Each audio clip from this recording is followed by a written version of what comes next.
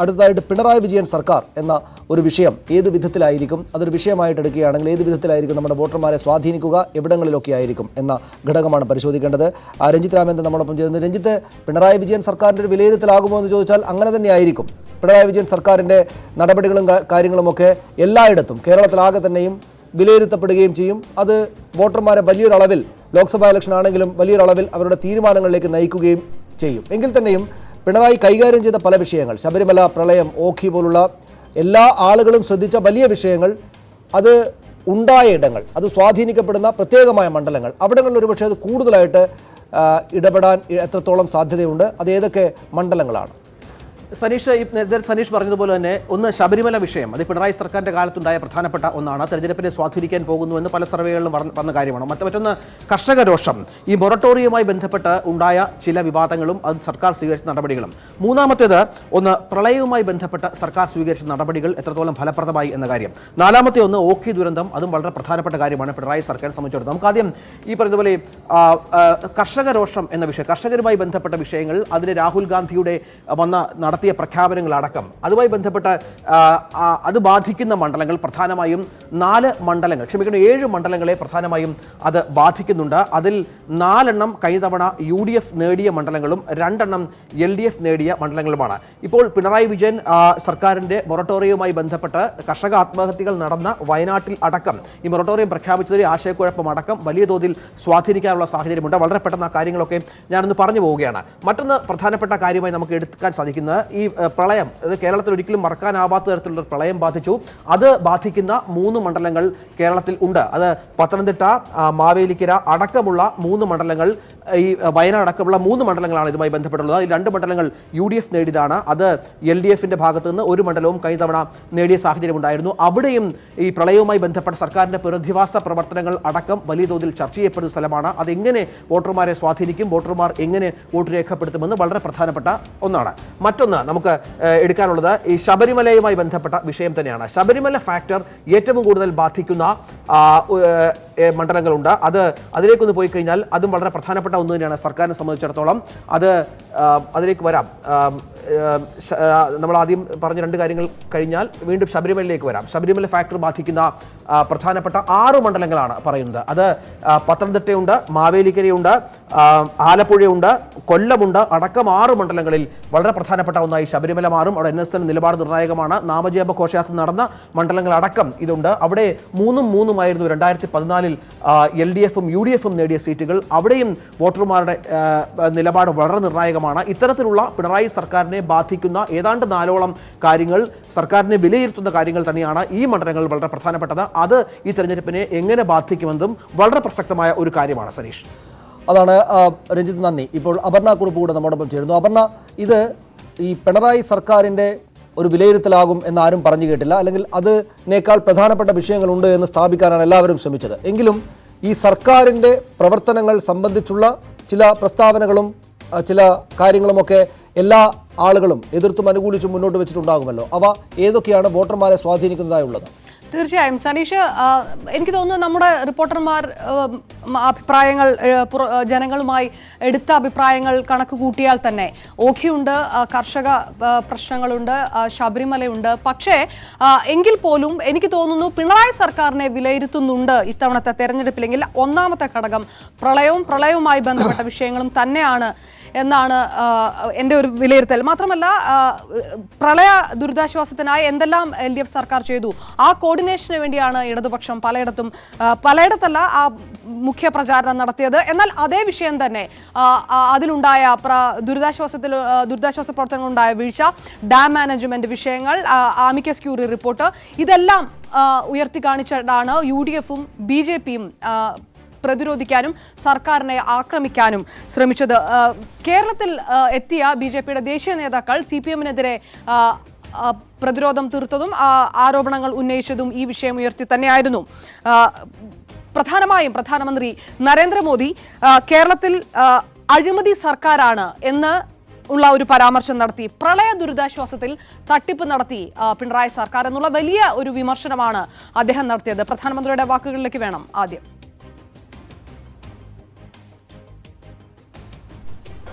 खुद मुख्यमंत्री पर लवलिन घोटाले के आरोप है, मंत्रियों पर गंभीर आरोप है, यहां तक कि बाढ़ और तूफान से प्रभावित लोगों के लिए जो पैसा आया उसको भी नहीं छोड़ा। അതേസമയം സുപ്രീം കോടതിയുടെ മുന്നിൽ കുറ്റാരോപിതനായി നിൽക്കുന്ന ഒരാളാണ് പ്രധാനമന്ത്രിയെന്ന് തിരിച്ചടിക്കുകയായിരുന്നു മുഖ്യമന്ത്രി പിണറായി വിജയൻ. മോദി എന്ന വ്യക്തി എവിടെയാണ് കിടക്കുന്നത്? സുപ്രീം കോടതിയുടെ പരിശോധനയിൽ റാഫേൽ കേസിൽ പ്രതിസ്ഥാനത്ത് നിൽക്കുകയല്ലേ? സുപ്രീം കോടതി തന്നെ ആ നിലയല്ലേ സ്വീകരിച്ചിട്ടുണ്ട്? അത്രത്തോളം അപകടകരമായ മനസ്സ് കേരളത്തിന്റെ നേരെ ഉണ്ട് എന്ന് ഇതിനു മുൻപ് തിരിച്ചറിയാൻ പറ്റിയിരുന്നില്ല. കാരണം ഇദ്ദേഹത്തോടാണല്ലോ ഈ പ്രളയത്തിന്റെ ഭാഗമായി ഞങ്ങൾക്ക് കൂടുതൽ സഹായം വേണം എന്ന് അഭ്യർത്ഥിക്കുന്നത്. നേരത്തെ തന്നെ UDF ഒളിഞ്ഞും തെളിഞ്ഞും ഉന്നയിക്കുന്ന ആരോപണമാണ്. അമിക്കസ് ക്യൂറി റിപ്പോർട്ട് കൂടി വന്നതോടുകൂടി പ്രളയം മനുഷ്യ നിർമ്മിതമാണ് എന്ന ആരോപണവുമായി കോൺഗ്രസ് രംഗത്തെത്തുകയും ചെയ്തു.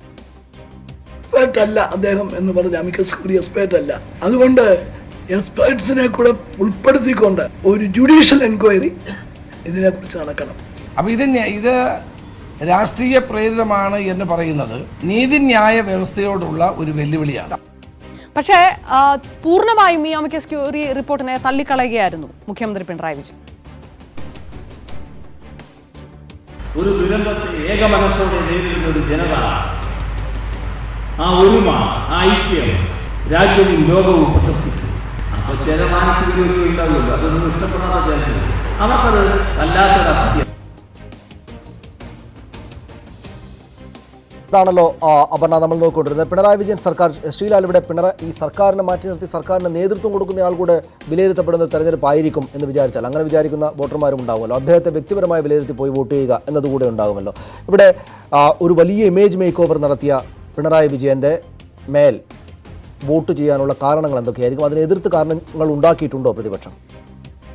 കേരളത്തിൽ എല്ലാ കാലത്തും ലോക്സഭാ തെരഞ്ഞെടുപ്പിൽ മറ്റൊരു രീതിയിൽ ആണ് കാണുന്നത്. അതായത് കേരളത്തിൽ സംസ്ഥാന സർക്കാരിൻ്റെ വിലയിരുത്തൽ കൂടി ഇതിൻ്റെ ഭാഗമായി വരാറുണ്ട്. കാരണം കേന്ദ്രത്തിൽ കോൺഗ്രസ് സർക്കാരാകും ഉണ്ടാവുക, കേരളത്തിൽ ഒരുപക്ഷെ കോൺഗ്രസ് സർക്കാരാകും, അല്ലെങ്കിൽ കേന്ദ്രത്തിൽ കോൺഗ്രസ് സർക്കാരും കേരളത്തിൽ ഇടത് സർക്കാരും എന്നുള്ള അങ്ങനെയായിരുന്നു. 2014 അതിനൊരു മാറ്റം വന്നത്. കേന്ദ്രത്തിൽ BJPയും കേരളത്തിൽ മറിച്ചൊരു സർക്കാരും വന്നു.